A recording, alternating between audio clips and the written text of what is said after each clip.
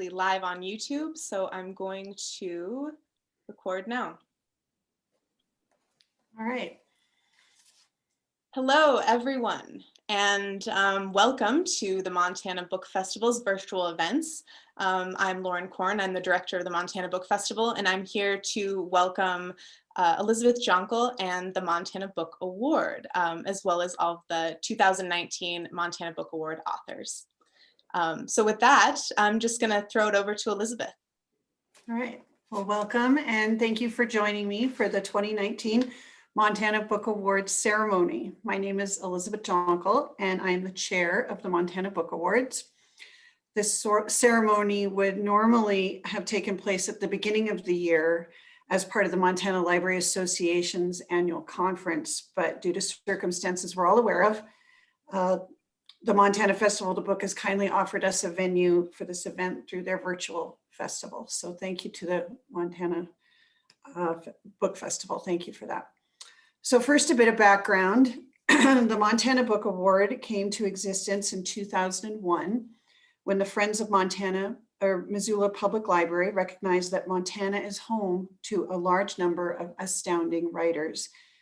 They decided that Montana needed a book award in order to recognize the state's literary and artistic excellence and honor some of them each year, so as to bring attention to their work and their craft, to attract readers, and to promote great literature.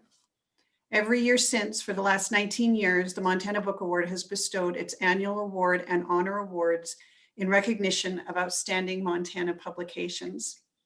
Conditions for nomination can be found on the Montana Book Award website, and anyone is invited to submit a nomination for consideration to the committee. Once nominations are received, a hardworking and dedicated committee of readers representing geographic distribution throughout Montana reads the works so as to select the winners.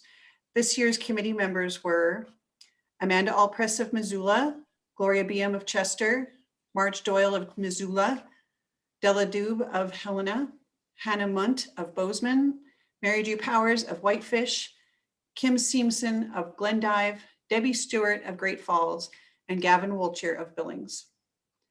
As nominations are received throughout the year, committee members read in preparation for an end-of-year selection meeting. Their lively discussion and debate results in selection of a winner. Because of the high quality of the year's nominees, we also selected 4 honor books. Today, I am making a formal announcement about each winner, and we are lucky to have the authors with us here to receive their awards. We will hear from each author as the announcement is made. I will start with our 4 honor books. So the award for each honor book is a framed woodcut of the Montana Book Award logo, which was printed and designed by artist Claire Emery. Each framed woodcut has a placard indicating the author, the award-winning title, and the year of receipt.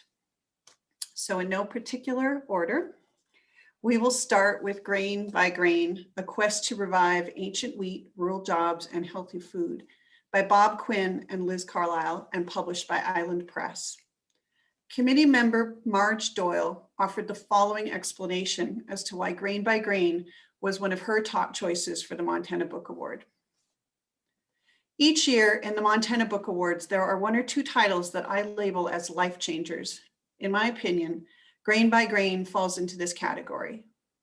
It is a well-reasoned book about farming and its impact on our world, our health, and our economy. The book tells the story of Bob Quinn's journey that takes him through college, back to the family farm in Big Sandy, and into the world of organic farming, renewable energy, and community sustainability. There are so many important points that are well explained, well researched, and well documented that it must truly be said, read the book. This is documentation in a very readable form that sounds a warning about how big ag corporations are not making a food supply that will feed and nourish us and the world, but rather are devaluing the food and creating more hunger in the world through pollution of natural resources with fertilizers and pesticides, and through the cheap food that has not only less nutritional value, but is actually working against our bodies and creating illness, which then puts more money in the pockets of big pharma corporations. Marge's favorite quote from Grain by Grain was, "The real measures of economic health are in the fundamental goods that not only make our lives possible, but also make them worth living. Thriving communities, meaningful work, healthy land." So please, I'm going to have my husband, he's going to hold up the award so you can see what it looks like. But I'd like everybody to join me in congratulating Bob Quinn and Liz Carlisle as they accept this honor as part of the 2019 Montana Book Awards.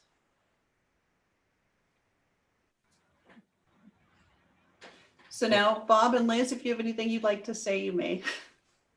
Well, first of all, I'd like to say thank you. That's a great honor and a big surprise, and like the cherry on the cake for us, really. It's we had a great year of touring the country, Liz and I together, mostly until she had to go back to work. She has a real job, you see. And I was able to continue on, and she joined me from time to time through the winter. And our last event was the only one canceled. It was the very beginning of this year in March. And we're very, very thankful that we were able to finish our tour before everything closed down.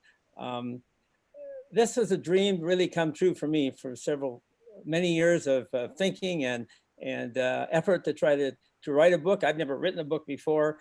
I've written scientific papers. My background is science and plants, and as well as being an organic farmer. And after I spent 5 years on it, I had something about half written that my favorite publisher said, well, it sounded a little bit more like a scientific paper. And it was a little discouraging. I was rejected. So I put the manuscript on a shelf, and about a year later, I bumped into Liz, who I had previously met in while she was writing her book, Land Underground. And boy, I thought, wow, if I could talk Liz into helping me, then I could reach the end of the road that I was trying to hold there. And so we had a little discussion, and she thought about it and called me back and says, I'm in. And so we started, and she did in 5 months what I couldn't do in 5 years. That's what training and talent in the book writing world will do for you. And I was thrilled with being a partner with her in this book. And we've had a great time promoting it, and we had a great time writing it. It wasn't without a lot of effort and a lot of time, but it was a lot of fun. And I just want to, again, thank Liz for having trust in me and faith in me to join up with her talent with some of my ideas. And of course, a lot of them were the same as what she was thinking. And we came out with something that both of us are very, very happy with, and glad that we've had such a good response from, actually. Well, and I just want to say it's been such an honor to be part of this project. You know, I think Bob is a great Montanan, and his is a great Montana story. And there's just such promise in the way his path to economic revitalization for a rural community. And I think this story is so timely, really for our whole country, as well as for Montanans, to think about how, you know, sustainable agriculture and renewable energy offers such a bright future for rural places that often feel kind of left behind, you know, with the economic direction that we've taken. But it's also just such a huge honor and pleasure to be part of this Montana literary community. And as kind of a fun note, when Bob and I actually had this conversation about doing a book together, it was at a farm tour that was actually organized by one of the other honor book award winners today, Corrie Williamson. So it just goes to show you that, you know, the Montana literary community, we really are a team effort, sharing ideas and visions for the future. Thanks, Corrie. Good job.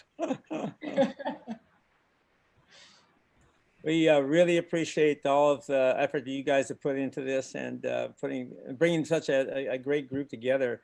I wanted to have a way to give my message, and the story of my life was the vehicle by which we philosophized. And Liz was a champion putting that together. I wanted to really beat the bushes and get on the stump and really preach what I've come to realize is our best hope for the future. And that's regenerative organic agriculture, good food, and good living, and a clean planet, and a prosperous rural communities.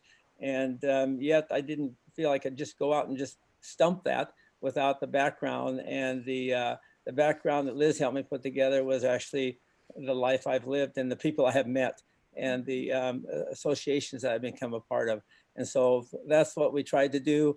And as a team, I think that we accomplished our goal. And that's what I was happy about. And that's what I'm thankful for. So thank you again very much.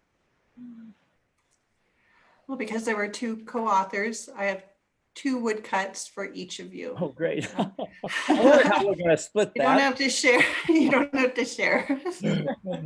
Thank you very much. Thank you. Well, we'll move on to the second one then. So our second honor title is Ernest Hemingway in the Yellowstone High Country by Chris Warren and published by Riverbend Publishing. So committee member Della Dube had this to say about this publication. Hemingway, one of the most notable and intriguing American authors, has been the subject of many biographies. But Chris Warren doesn't give us a comprehensive biography. What he gives us is an intimate portrait of Hemingway's life, using his close friends and family during one of the most important periods of his life and during one of his most productive years as an author. The focus of the book is the summers he spent at the Elbar Tea Ranch outside Cook City from 1930 to 1938. Chris Warren interviewed many people in and around Cook City, completed extensive research in a variety of libraries, and was able to fill a gap in scholarship, Hemingway's time in the Yellowstone High Country. The reader is given a map of the area, a description of the major players in Hemingway's life on the Elbar Tea Ranch, visitors to the ranch, and the important role that hunting and fishing played in his life with friends, his 3 sons, and wife Pauline. Many of his best works were influenced by and or written at the Elbar Tea. During this time from 1930 to 1938 in the High Country, Hemingway was able to briefly let go of the looming influence of his father's suicide, symbolized by throwing the gun his father used, sent to him by his mother, in the lake. Sadly, in 1939, he quit going to the Elbar Tea, left his wife Pauline when she needed him most, and lost the close connection he had with his sons. In these 168 pages, through careful research, photography selection, and concise formatting, we see an unusually content and productive Hemingway at peace with himself. This book is truly a pleasure to read, and certainly one of my favorite nominees this year. Chris is very deserving of this Honor Book Award. So I can hold up the woodcut for you if you'd like. It's bring it. Yeah. I'll show, maybe we could get a little close up on the placard itself. Just, okay. So if you'd all please join me in congratulating Chris Warren as he accepts this honor as part of the 2019 Montana Book Awards. Thank you. Thanks everybody. Hello to everybody at home and everybody on the panel here. Thank you to Elizabeth and everyone at the Montana Book Awards. Congratulations to Corrie, Bryce, Bob and Liz, and to this year's winner, John Taliaferro. I'm just going to discuss kind of my experience with writing my first book also.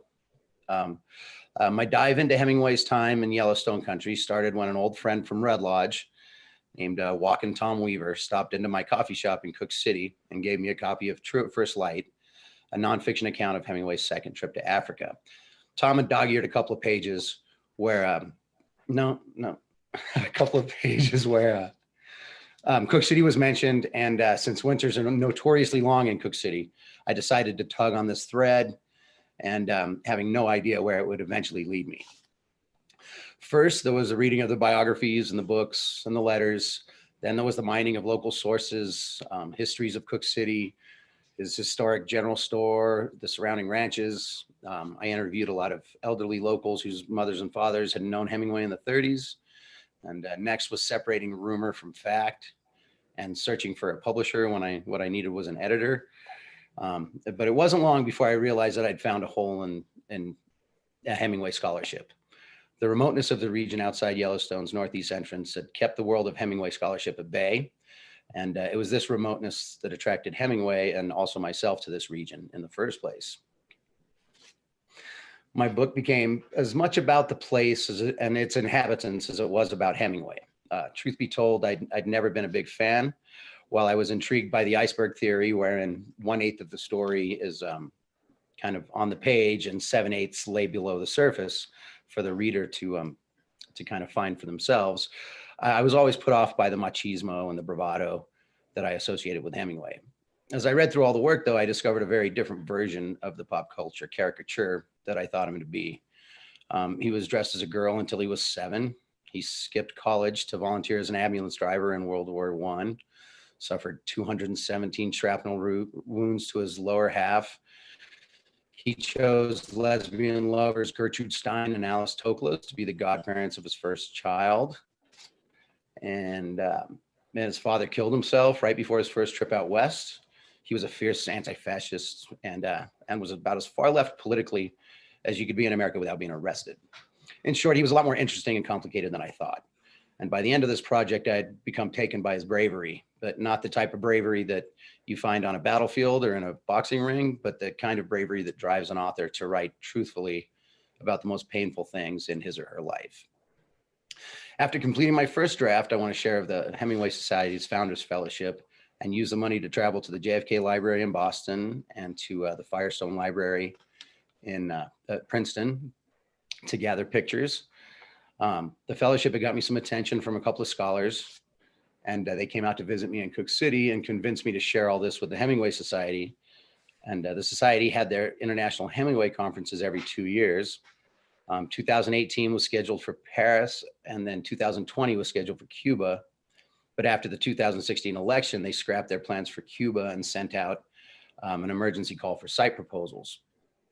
So I was still trying to finish the book and raise 2 kids and work full time. I decided I couldn't pass this opportunity up.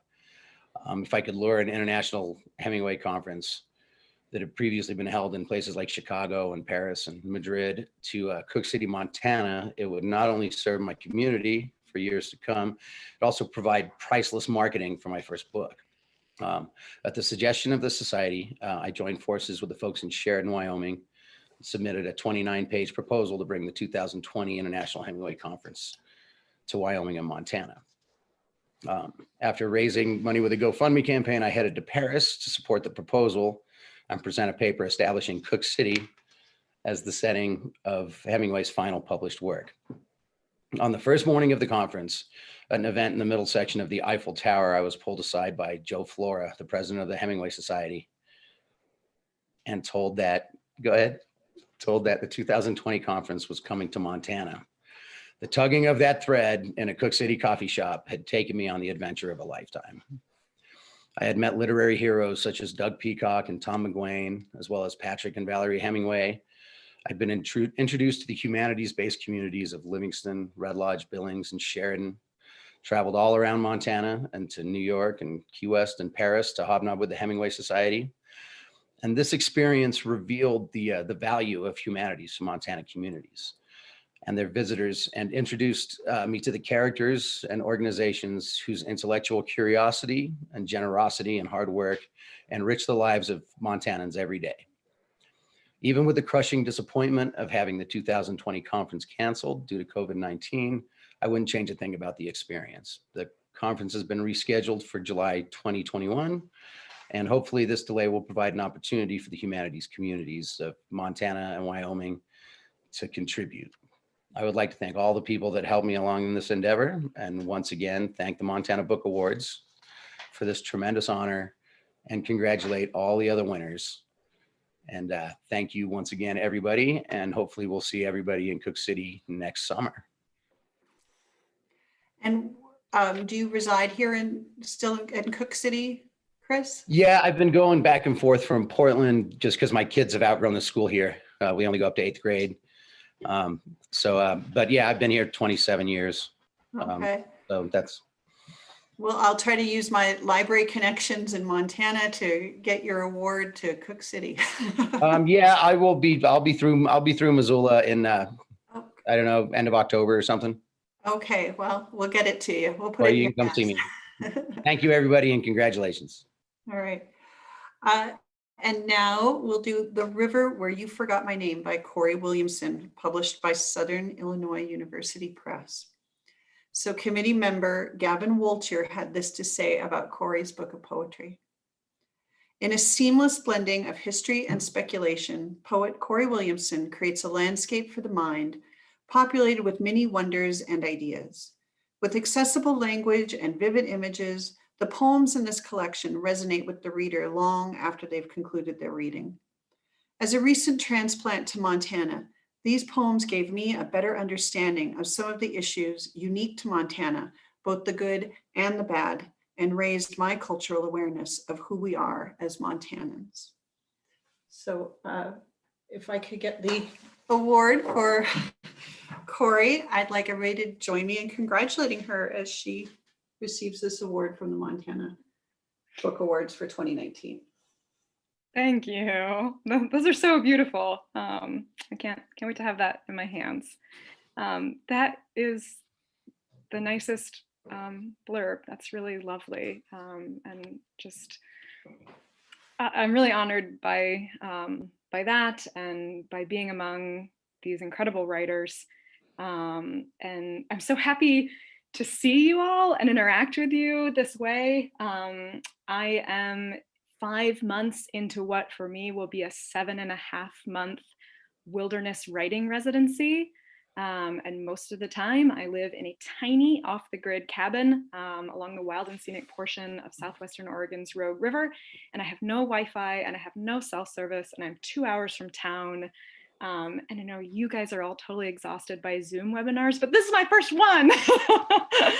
So for me, this is lovely to see human faces because I usually only see people who are rafting by me on the river and are totally confused by me and my old dog and my day pack and have no idea how I've materialized along the banks of the Rogue.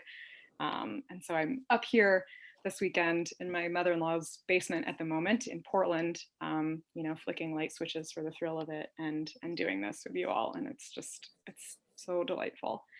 One thing I wanted to say is that as soon as the news came out and I got the email from Elizabeth with the list of finalists and the winners, I was reading through it and went on to either read parts of or read about all of the books. And it became very clear to me that all of these books are in some way or another, various manners, about our relationship to the land and to this wild world that we live in and the flora and fauna that we share it with. And I think that each of these books has something to teach us or to tell us about the ways that we change the land and the ways it changes us. The ways we steward it or fail to. And I think that whether it was intentional or not on the part of the committee to select books that share that in common, I think it's wonderful that that's what happened and that is timely and urgent. And I am really happy to have my book among those because I do think it's an effort to challenge some of the narratives that we have and that we tell about how we use or own the land and our history on it. So I'm really grateful to be recognized for that. And I'm going to read some poems. I think I'm just going to read 3 poems. And I picked 3 that feel sort of relevant to this group. And I'm going to start with one that is inspired by Yellowstone and the creatures of Yellowstone. And I will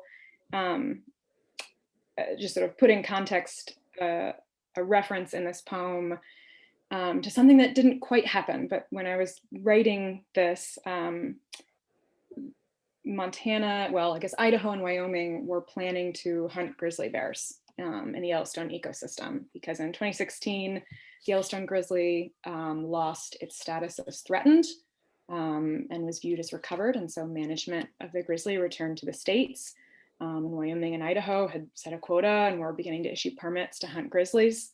Montana was going to wait a year and kind of sit the first hunt out. And then a federal judge overturned the decision to remove the threatened status. And so the hunt didn't happen and the grizzly bears are still protected for now.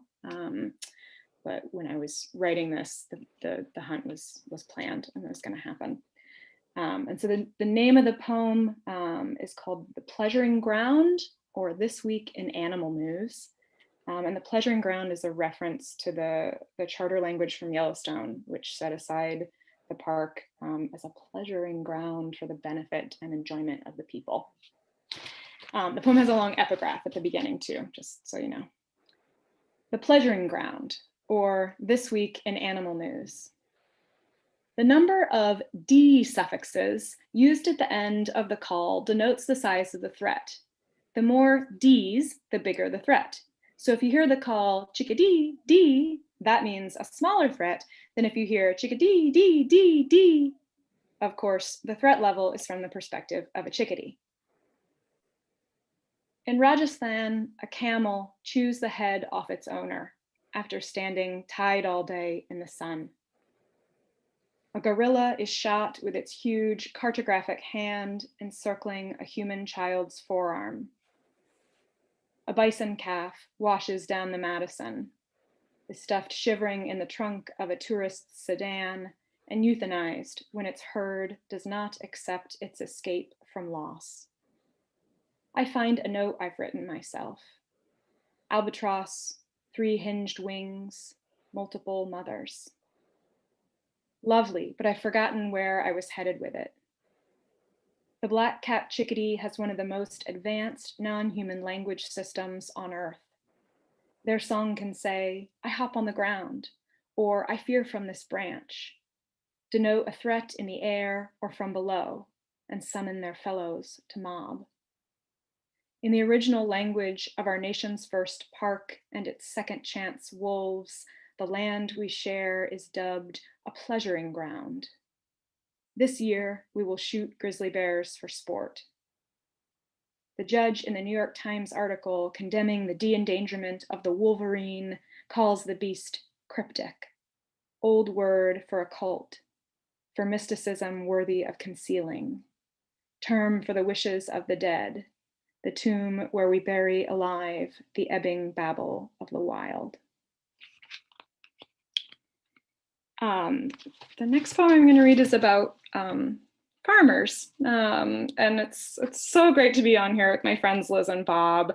And Liz, when you said that, I had this memory of the Lynn Underground tours and Bob walking out of this big green field of kamut and saying, "Me and Liz are going to write a book together."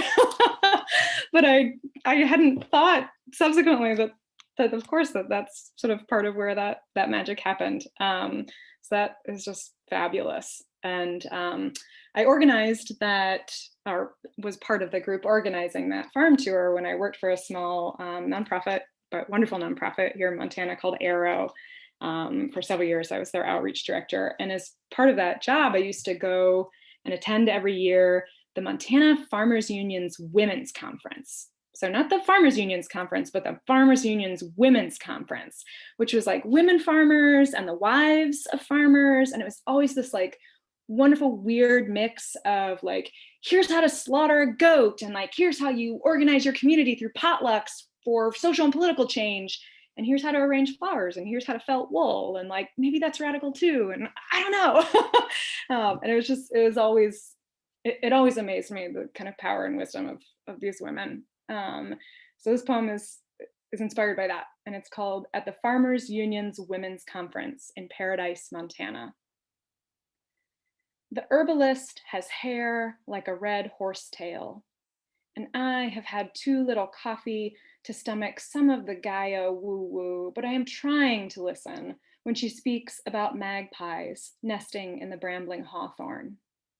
She is saying St. John's wort is community, is the sun, is my mother, and she actually uses the words maiden and crone to describe her audience, and tells us that yarrow root will stop bleeding but start menstrual flows, and all I can think is that yarrow must be an old word indeed, and weaves together yesterday and tomorrow, used by Achilles on the battlefields of Troy to sop his brother's rosy wounds, while on she goes, this skinny oracle, her lilt a quiet one, but I peg her for a native when she says measure.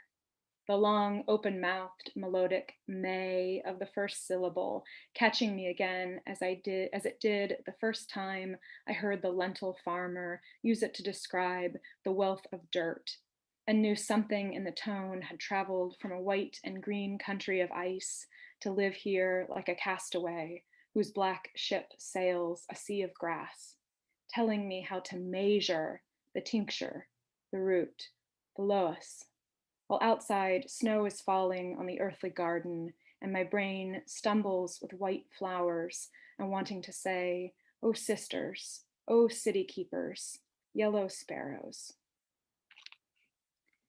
And I'm just going to read one more, and it's a short one. And a number of the poems in this book are written in the voice that I have imagined through research and speculation for a real live woman named Julia Hancock, who when she was 16 was married off to William Clark after he and Lewis had returned from the expedition to the West. And she moved to St. Louis with him and lived out the rest of her short life there. But she grew up in the same little town in Virginia that I did. And so I worked to kind of explore ideas about progress and technology in the West through her voice 200 years before mine. But this poem is actually set in Virginia in 1804. And a lot of people, even on the East Coast, don't know a story that's really important to me about the American chestnut, which is a tree that used to make up 1 in every 4 hardwood trees on the Eastern seaboard. And they say that a squirrel could travel from Georgia to Maine in the boughs of a chestnut tree and never touch the ground. And the chestnut blight arrived in the early 20th century from chestnuts imported from Asia and just destroyed the chestnut forests, just every last one. Billions and billions of trees just wrecked by this fungal blight and changed the ecosystems and the economies, rural economies, all through the East. And there's a few left. I used to go looking for these old chestnut giants or their stumps in the Blue Ridge Parkway with my father when I was a kid. And I think that the lesson and the story of the chestnut is really important and one I don't think we should forget. And so the poem is written in the voice of Julia Hancock in 1804, when she would have been walking through chestnut forests and could never have imagined a world without chestnuts. But of course, time makes possible many things that seem impossible. So this is called Chestnut Sabbath, Fincastle, Virginia, 1804. What clamored squall in startling a tom turkey back to chestnut's shelter from his worm shucking in the dawn-wet fields? Ritual of snaring and snipping from their lives the little soil eaters, pulled up like thread from the earth's stormy needlepoint canvas to keep from drowning. He squabbles in shade now, hunts leaf litter and de-armors the chestnuts beneath their mother trees, watchkeepers aged and aging in their uninterrupted dominion. Time is its own form of idle malady, which stirs, brews, fruits, or readies its black powder beyond our knowing. All things abide here between summon and pluck. Thank you all so much, and congratulations to everybody. Thank you, Corrie. Well, we'll move to our 4th and final honor winner, which is Down from the Mountain, The Life and Death of a Grizzly Bear by Bryce Andrews, published by Houghton Mifflin Harcourt. So committee member Hannah Munt said this book captures the values and thoughtfulness of what it means for many people who live in Montana. Andrews tells the story of how over the summer of 2017, he planned and built an electrified fence to keep grizzly bears out of a cornfield near the Mission Mountains. Informed by his own personal experience, this memoir is fresh and honest and portrays a deep love and concern for finding a way to live respectfully with wildlife right at our doorstep. Andrews weaves his own story alongside that of Millie's, a mother bear who is trying to adapt to the changes happening to an area where bears have foraged and wandered for years and years. Our committee chose it as an honor book for its topical relevance to issues many Montanans prioritize: wild conservation and land management. It is beautifully written and creates a narrative that balances human life alongside wildlife.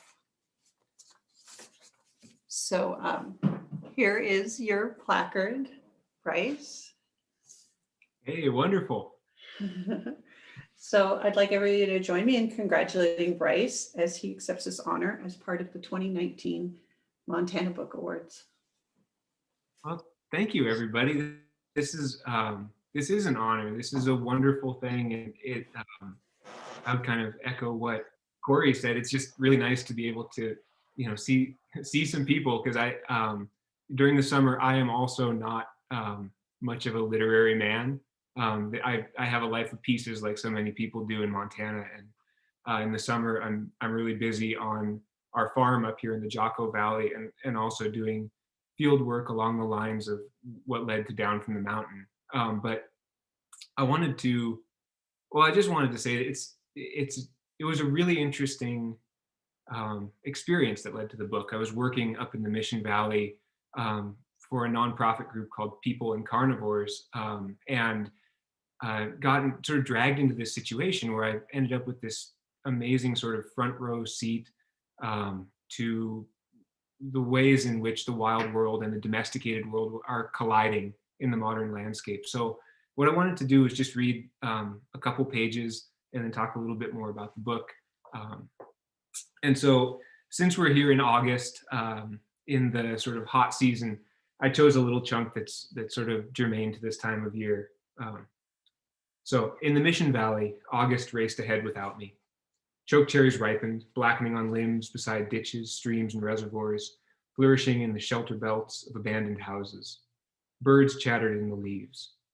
Bears visited the fruit trees at night and ate standing up, raking with claws, pulling branches through their mouths, swallowing pits and all, resting bloated until they could resume the feast. Plums swelled and softened. The grizzlies knocked hot-fleshed fruit to the ground. They sucked hard at the teats of summer, eating until their guts succumbed. Apples ripened everywhere. Bitterroot Macintoshes on leggy, untended trees, prized Honeycrisps in orchards, crab apples on the banks of creeks and sloughs, and the feast became frenzy. The grizzlies fed in a series of massive inhalations, taking food the way a skin diver breathes before ducking beneath the waves. This was the rule of August. During the day, the valley belonged to humans. Tractors worked the field and children played carefree in the yards. People swam in shady eddies and picnicked beside the creeks.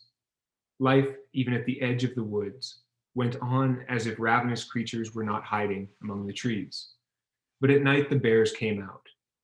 With twilight's coming, bears stirred in well-hidden daybeds. Stretching in the cooling evening, they made sorties from Millie's woods and other sheltered places. The valley belonged to them after dusk, and people shut their doors. Yard lights spread yellow circles on the ground, and farm dogs patrolled the edges, barking into the dark. The valley floor may be perilously full of humans, but it's lavishly stocked with food. Grizzlies eat a lot of domesticated fruit in the Mission Valley, more than in any other part of Montana. They've been making use of orchards for a century, and their scats have spread seeds across the landscape, raising countless feral trees. The bears that came down in August knew every corner and fold of the land, each tree an unfenced garden. They were careful, if not afraid. Though they went nightly among houses, they were very seldom seen. The sow named Millie taught her daughters how to forage in this risky cornucopia. The little bears were compact, pretty creatures. Only a few months old and full of restless energy, the cubs aped their mother's movements. When she dug in the dirt, they dug too. When she paused mid-stride to scent the wind or listen, they stood still. Coming down from Millie's woods, they passed near enough to the shock dairy's dead pit to sniff at bones. Crossing Hillside Road, Millie and her cubs saw headlights coming, heard rising engine noise, and loped away through the alfalfa growing north of the cornfield. Avoiding houses, they made nocturnal rounds of places that she knew well. Visiting familiar trees, Millie kept far from lights. Though the cubs had grown, she guarded them jealously against the world. Roaming the valley for more than a decade had steeped her in caution. She became, as all grizzlies do at night, a heavy, smooth-walking shadow. She was a faint noise from without, a suspicion in the minds of men and women peering from doorways. She was efficient, hungry, and surprisingly discreet for an animal of almost 500 pounds. the cubs understood enough to eat the way their mother did. Gorging themselves sick, they rested and began again. A swaddling of fat grew under their skin, and their hair showed glossy in the moon's white light. So I guess one of the things that really strikes me about the animal stories and the world with which I became entangled in the course of this book is the amazing degree to which grizzlies try to share the landscape with us, and the astounding degree to which we have changed a landscape that's absolutely essential to them to survive. So this book is largely about the story of one bear, Millie, who's born in the missions, which are just out my window here. You guys can't quite see them even if I turn the computer around, but they are here. She was born in the mountains into a landscape that looks very much like it has for thousands of years. But when she came of age, she came down into a valley floor that's full of crops. You know, people are growing corn, they're raising chickens, they're raising fruit. It's a very domesticated landscape. And so the book follows her story, and it follows the way in which this proximity, the fact that she's attracted to this corn crop, eventually leads to her demise.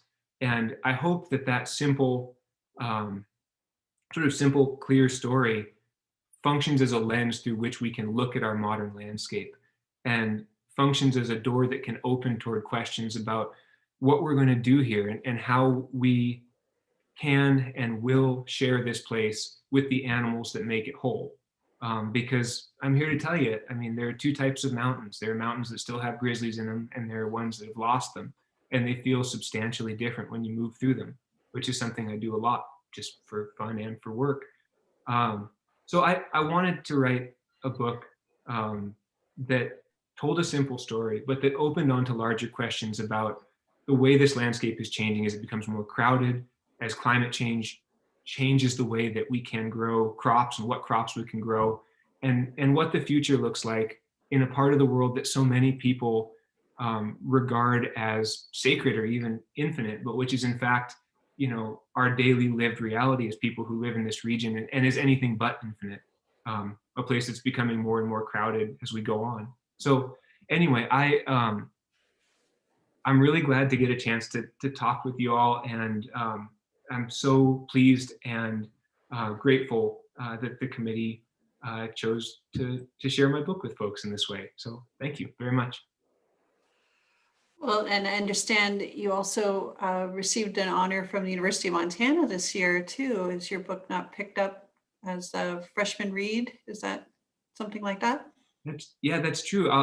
It's the Grizz Read, and I guess that's what I get for putting one right on the cover. I'm also going to be the Kittredge visiting writer in the spring. So this is my U of M academic year, and I'm really looking forward to it. Well, congratulations. Yeah. And I'll have to buy a copy of this book for my brother, because he's the large predator manager for District 4 here in the western side of the state. And I think he'd probably be interested in reading your book. So. If we're talking about Jamie, he's kind of a legend. Yeah. Yeah. Yeah, I don't know if he owns it or not yet, but I'll make sure he gets a copy. If you don't, I will. Okay. So now we get to our award winner for the 2019 Montana Book Awards, Grinnell, America's Environmental Pioneer and His Restless Drive to Save the West, by John Taliaferro, and published by Live Right Publishing. So about this title, committee member Gavin Wolcher said, "A great biography is able to marry the microcosm of a person's life with the macrocosm of what that person's life meant in the larger context of society. In my experience, few biographies truly convey this level of storytelling. Grinnell is the rare exception. John Taliaferro not only explores the life of George Bird Grinnell, he also explores the larger issues of the time and details aspects of intellectual history, conservation, race relations, politics, Indigenous culture, and natural history. A thorough and expansive biography, Grinnell was a remarkable read that held me captive throughout the narrative. At over 600 pages, this is a time-consuming read, but worth every minute." And Marge Doyle said, "This biography of the man whose name is familiar to most in Montana is extensive, well documented, and gives the reader a real appreciation of all that was accomplished by this early ethnologist, paleontologist, conservationist, and champion of many native tribes in the nation. Grinnell was one of the founders of the Audubon Society, Field and Stream, championed the national park system, in many ways responsible for Yellowstone and Glacier National Parks, as was responsible for the passage of much legislation that protects parks, wildlife, and clean water. A person of this depth and importance to the area needs to be known for more than an almost non-existent glacier." So each year, the author of the book selected for the Montana Book Award receives a piece of artwork created by a Montana visual artist. Mara Panich-Crouch of the independent bookstore in Missoula, Fact and Fiction, takes the lead in recommending, selecting, and sponsoring the artwork selected as the grand prize. So I'm going to let Brad come over here because it's pretty big. He'll hold it up. So this year, sorry about the reflections, but this year we present to John Taliaferro, Winona and the Big Oil Wendigo by native artist Jason Clark. To quote the artist, "This print deals with the legend of the Wendigo. The Wendigo is a creature of the Algonquian people's culture, imagination, and experience. It is the personification of both the physical and spiritual starvation. In appearance, the Wendigo is described as being so thin that its dried skin is pulled tightly over its skeletal frame. It represents not only the worst that one human could do to another, but also greed, selfishness, gluttony, and excess." So we'll get that to you, John. So John is here, of course, to accept the award virtually. So please join me in congratulating him wholeheartedly for his amazing and wonderful contribution to Montana literature. I love the art. That's beautiful. Thank you. It'll go on my wall behind me. You see that print is a George Catlin print that hung in my great-great-grandparents' parlor in Baltimore in the late 1800s. So you can, it's going to have welcome company. It's a terrific honor to win this prize, and it's great to be with all of you. I wish we could be together in person. It's great to be selected and included with what's a sterling cohort here, but also to be to join the great cavalcade of Montana writers and literature. It means the world to me. And to win this award also means that maybe I've done a George Bird Grinnell justice, that my claim that he was worthy of a full biography is proven, and that readers think that I did a worthy job. Often I think that when I talk about Grinnell that I'm in a book club, but I'm the only person who's read the book. Because he is sort of a overlooked or forgotten figure. And as Corrie Williamson said, and then Bryce echoed, all of the books here today under discussion are books about the land. My book certainly is, but they're also about something else. It's about an overlooked or forgotten piece of the Montana story. And that's where Grinnell comes in. I first heard of George Bird Grinnell 30 years ago when I was writing my first book, a biography of Charles M. Russell. Russell had a cabin on Lake McDonald, and Grinnell was a yearly visitor to Glacier Park. And in fact, it was Grinnell who almost single-handedly made a national park out of Glacier. So Russell and Grinnell knew each other. Then I kept stumbling upon Grinnell again. I wrote a book about the Black Hills and Mount Rushmore. And so I came upon Grinnell's diaries when he rode through the Black Hills with Custer in 1874. I wrote a book about Alaska in 1899, and Grinnell was one of the scientists on the Great Harriman Gilded Age expedition there. And I thought, well, who is this guy? And when I began writing this book, or contemplating writing this book, I thought I was going to write a book about an Eastern dude who was getting one final romantic, sentimental squeeze out of the Wild West, something I myself had wanted to do, maybe the rest of us. Grinnell was, in the 1870s, when he came to Montana, arriving at Fort Benton and riding overland down to Yellowstone, he was looking for what? The last best place back then. And he continued to come back every year, specifically to Montana. It almost became a ritual to him. He lived in New York. He was raised on the estate formerly owned by John James Audubon, so he was very much imbued with the spirit and wanderlust of Audubon.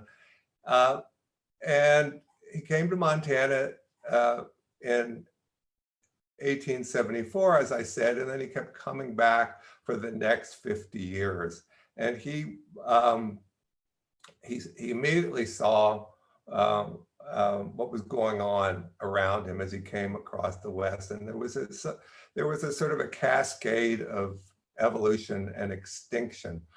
Darwin had written The Origin of the Species 10 years before. The Transcontinental Railroad was now complete across the country. So you could come west and apply the knowledge that he had in the East to the West. And he saw this extinction immediately. The bison were disappearing. And then, of course, the next great endangerment was to the Native Americans. Grinnell picked up on all of that. He understood by visiting the Black Hills and then Yellowstone that national parks were, we didn't know what a national park was going to be. Grinnell was part of the conversation of what a national park should be, not just a pleasuring ground, but nature reserves where endangered species could regenerate. And he took that message, and when he would go back east, he would take it to people of influence. He had great connections in New York through his publication, his Gentleman's Sporting Journal, Forest and Stream, and great connections in Washington, ultimately through Theodore Roosevelt, who I contend it was Grinnell who taught Roosevelt to quit being a game hog and start being a conservationist. So why did a man like George Bird Grinnell do what he did? And how did he do it? He did it for, this sounds strange today, why did he get up every day and put his feet on the floor and go out and try to preserve our native species, our wild lands, our crown jewels, our national parks, advocate for and chronicle our Native Americans? He did it because he cared. There was a time in this country when people did things for the obvious reason, because he thought it was the essential responsibility of a man of privilege in the East to put his shoulder to the wheel and try to save the nation. Now, how did he do it? How did he accomplish creating the Boone and Crockett Club? How did he accomplish passing some of the first federal wildlife protection legislation that was the forerunner of the Endangered Species Act? How did he promote the national parks? He did it through pragmatism. He did it, John Muir and Henry David Thoreau they're sainted, high priests of conservation movement, but none of them ever went to Washington and lobbied the Secretary of the Interior, lobbied the White House. Grinnell was the first guy to really figure this out. And when he died in 1938, he was called the father of American conservation. And in the late 1800s in this country, the progressive movement was underway in the East. We were concerned about immigration, incorporation, monopoly, corruption in government. Well, Grinnell, I would come back for his trips in the West, having climbed the and named all the glaciers in Glacier National Park, having figured out the boundaries of Yellowstone, having spent months among Native American tribes, particularly the Blackfeet, Cheyenne. And he realized that conservation should be a part of the American progressive movement. As it is today, conservation was not something separate. And the way progressivism worked in the US was through lobbying, through good government associations, and hence he created the Audubon Society and joined with good people in the East. And that was the birth of the American conservation movement. I would,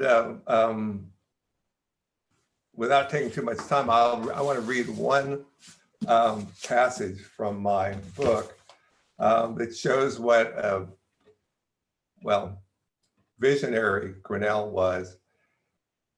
And everything that George Bird Grinnell cared about, everything he worried about, everything that alarmed him that was going on in the American West are all the things we are talking about today. And you know, I want my book, you know, I will disappear, but I'm hoping Grinnell will grow some legs and be back part of the conversation that's going on today. And I really want him to be recognized in his place in Montana history, because his fingerprints and footprints are everywhere here. It's really nowhere you can go and not see his impact. He left behind 40 of letters and thousands of pages of handwritten diaries, all of which are still around, and all of which are, if nothing else, chronicle a 50-year chapter in Montana history. Here, though, is a passage that he wrote after one of his trips west in 1879.